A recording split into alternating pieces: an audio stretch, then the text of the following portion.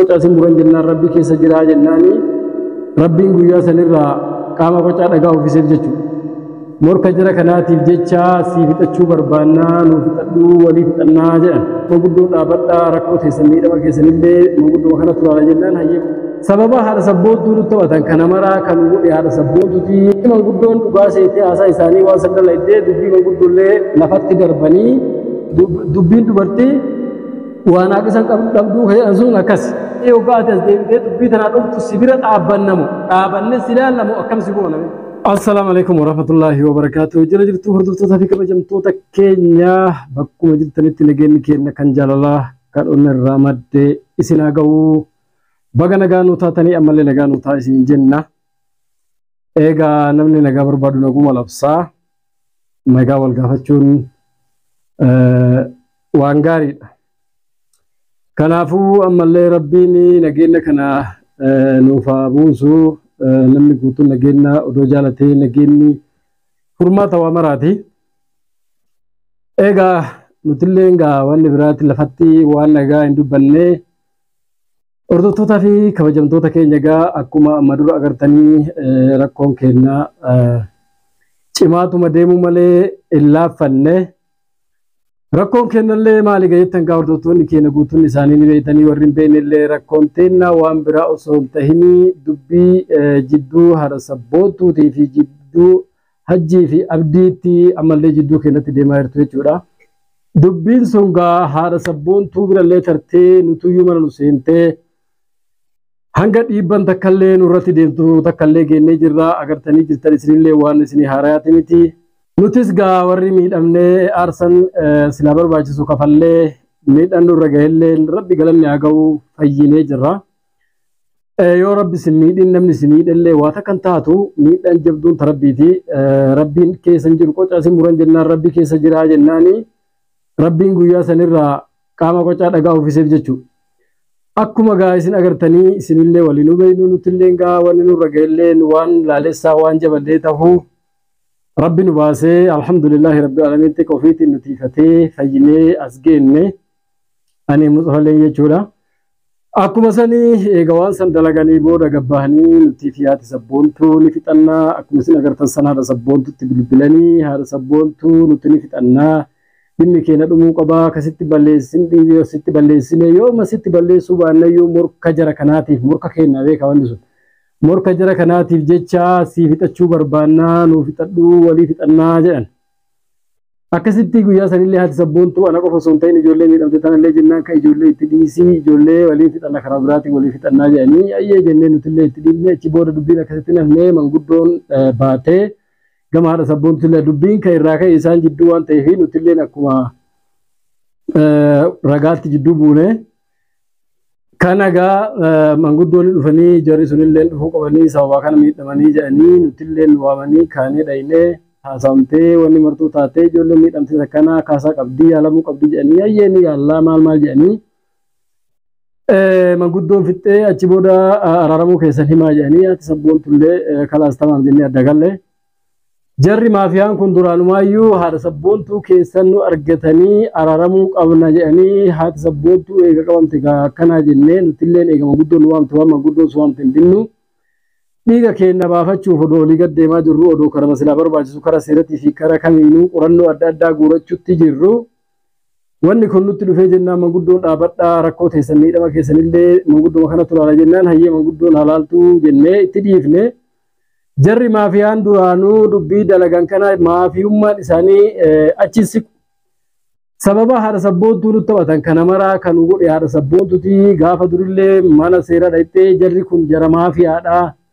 Waan isaan qaxxaxaa oolan hin beektu waan isaan maraa oolan hin beektu dhaabbadhu dhayxee mana seeratti waan hayyatte kana fuudhu jennuuni nagaa barbaadaa ilmaan guddisattee dhayxee fuutee haadha sabboontuu.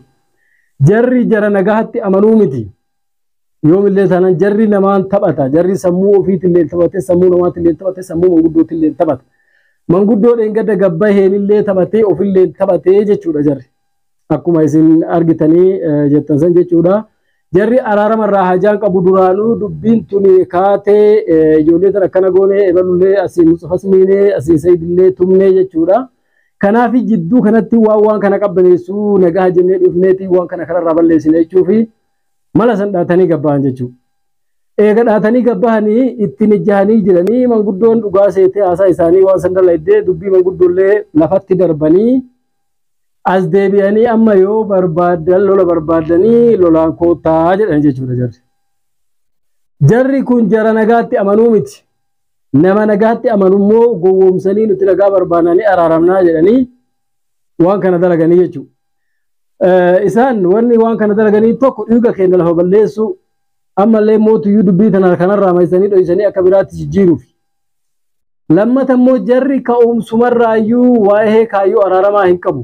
Akkamitti yoonaan jettan abdiin gaafa bilbilee haadha sabboontuti inni araaramuu barbaannaa jedhu san jechuudha. Silaa tilifoonan bilbilanii araaraman gaafatan haa ta'uu namni akkuma beekutti yaadaa akkuma itti fakkaatetti waa godha jechuuf cal'ifne malee bilbiltee bilbilaan nama gaafattu hin araaramna nagaa buufnaa bilbilaan nama gaafattu dhuftee yoo sii danda'ame dhuftee manatti haadha sabboontuu bira teessee ni araaramna waan kana jetteeni yoo walolli keessanillee kamanatti walitti isin fiduun taane hin dandeenye taate bootaa beellamattanii walitti dhuftanii abbuu akka itti deemnu kun sirrii miti ni araaramna araara haa buufnu jedha malee namni bilbilaan nama bilbilee araaram buusu gaafuma sanuu akka araarri kun araara sobaa ta'e ayyubbuu sanuu beekee jechuudha. Yoo huma mara dubbattee wanni kun akkana jette akka nama diiguu akka araarama nama kana barbaannee fakkaanna jedhee callisi malee anguyyuma sanuu akka araarani kun araara bakka hin geenne beekee jechuudha.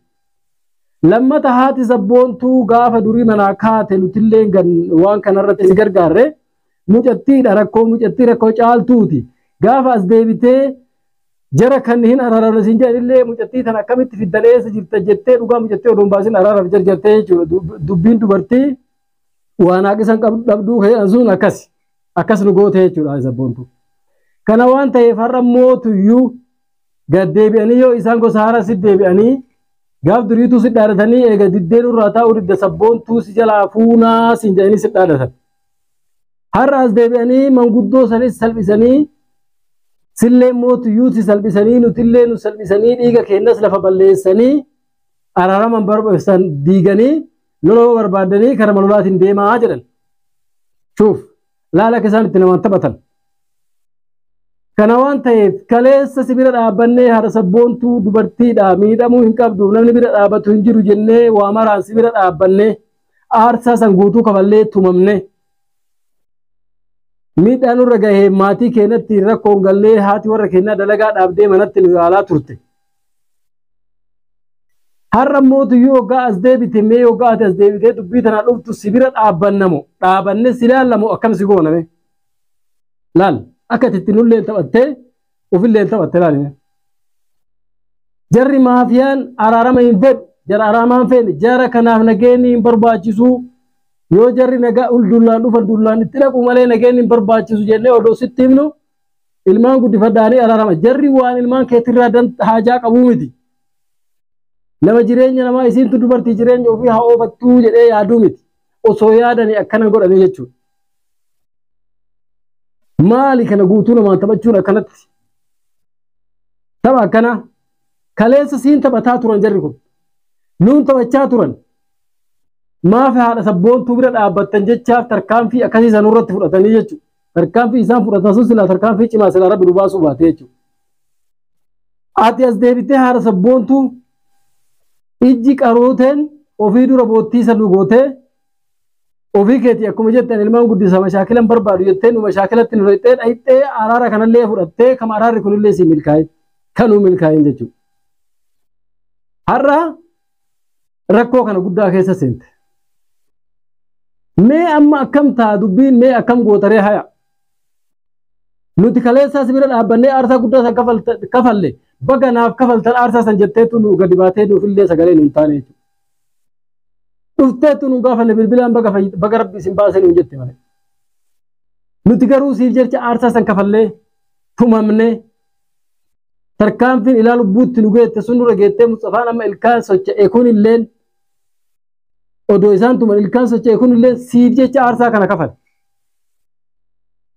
Namni kaleessa nama tokkoof jedhee dhaabbatee dubartiidha si bira dhaabbannaa nu biratti hin miidhamin osoo nuti jirru kaleessa abbaa warraa isii kana wajjin nyaanne wajjin dhuyne har'a otoo nuti jirru mootu yoo akkamitti isiin akkana taati yoo nuti illee boru bakka biraa deemne jireenyi biyya namaa olii gannama oofaa haadha warra keenyallee akkanuma godhanii kanaaf jaartii hiriyaa keenyaa kana bira dhaabachuu qabna jennee si bira dhaabban ati sanillee nuuf quudhuu diddee tumamuun keenya sun illee garaa si nyaachuu didee akka namni wayii dhageettii wayii alaan dhagaye wayiititti baga rabbi isin baasa telefoon nu jette dhuftelee nu gaafanne jechuudha.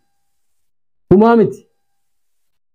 Sinkoma nu kanaafillee gaafa durii aarsaa kana kafalullee yoo waa taane haa sabboontuu bakka kana loogootti nu bira dhaabbattiifi miti. Rabbii fi ati osoo nuti as jirru hiriyyaan jaarsa keetii as jirru roorroo jarri maafiyaan kun sirratti dhoofin jennee waan san dalaynee aarsaa san guutuu fudhannee jechuudha. Ati ammallee nuti ammas taanaan humawwan fedhe aarsa wanni kaleessa nurratti ta'e ol kabiraa waan nurratti ta'u hin jiru. Haqa kee ni barbaanna si waliin. Garuu immoo kalee akkas nu goote jennee si wajjin dhaabachuu dhiifnu si wajji dhaabanna ammallee akka dhugaan ta'e baatutti haga jarri maafiyaan kun sirraa gabbuutti. Lammatallee atiin gowwoomsamta gowwoomfamtee tumaan jarri kun waan dalagee fedhu mana ulaa sittumee fedhu mootuyyuu lubbuu isaanii barbaade dalagee as deebi'ee ammallee karaa biraatiin dhufaa katti isaan dhufan san atitti fahamtu hayyee jettee fudhatta. Aarsaa kana olii si kabalchiisuu danda'a jechuudha. Kana waan ta'eef jara maafiyaa kana itti beekadhu. Jarri jara nagaa barbaaduu miti akka jara nagaa hin taane asumarraa hubadhu mirga keetiif falmadhu. Namni tokko kawaasii godhu jiru. Nuti illeen aarsan kana ol wulii godhanii jirtu. Kana waan ta'eef jara kana jara maafiyaa kana ati ammallee hin beekne haadha sobboottuu gara laafummaa qabdaa garaa ammallee lammata gara dubartiiti dubartiin gara jabeenya qabdu akka warra dhiiraa warri dhiiraa mootiyyuu maafiyaadha. Ati gara laafummaa dubartummaa kana dhiisitii jabaadhuu dhaabbadhu. Ofirraa dhoggii jara muka itti naqi jarri karaa nagaa barbaadu atillee karaa nagaa amma booda barbaadu jiru jechuudha. Karaa nagaa amma booda haati sabboontuu barbaadu hin jiru. Yoo ta'e karaa nagaa kama dheengada barbaadee si harkaa balleessan kana jechuudha. Sitti taphachuu jiran lubbuu si taphachuu jiran akka ilumaa akka gochi isaan godhan kun amma jaarsummaa jedhanii eega wanni guutuun tolle deebi'anii yoo barbaade lolaan koottuu siin jedhan kun ijoollee jalaa garagalchine. Ijoolleen itti aarte amma booda isii dhaabatu hin jiru akka barbaanne goonaa waan jedhamudha. Nuti kanaami yoo kana olii nurra ga'e dhugaan kaleessa baanee si gargaara siin jennu sun dhuguma ammallee ibas bira dhaaban. Garuu si ofirraa shakkine oluma kaatee borumallee kaxxiin biraa jarri yoo karaa biraa baase karaa saniin jala deemta. Nuti yeroo maraa warruma qilleensa irratti lallabu nu godhini jabaadhuuti mirga keetiif dhaabadhu ofirraa dhooggi jara maafiyaa kana ofirraa dhooggi jarri jara nagaa barbaaduu itti duraan jennee si himne ammallee irra deebineetuma si himne. Nuti hoggaa ati gabbaatee akkanatti cinqamtu akkanarra kattu goraan nu nyaata obboleettii ta'een haadha keenya ta'uu dandeettu. Haadha warra hiriyaa keenyaati.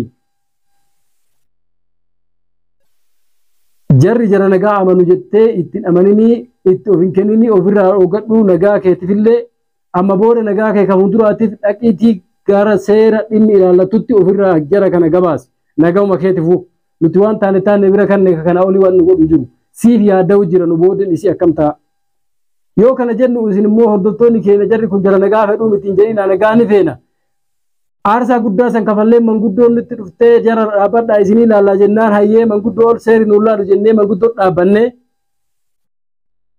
bira taranii ammallee deebi'anii nuufi manguddoo sanitti illee miilan dhiitanii waan biraa haasa'u jira jechuun warri maafiyaa. Nagaa nutti ni feena jaran nagaa hin barbaanne malee nama nagaa hin barbaanne duuba ati maa akkam jettee nagaa buusaa jettaan. Kana waan ta'eef hordoftoota fi kabajamtoota keenya jara maafiyaa kana akka goonu wallaalle akka dubbannullee wallaalle dubbii isaanii. Aarsaa nu kafallees quba qabdanii amma boodallee mootii yoo haadha sabboottii jirta aarsaa ima kafallaa. Bakkuma jirtanitti nagaa nuu ta'a nu jajjabeessaa nu bira dhaabbadhaa isiniin jenna nagaa nuu tura.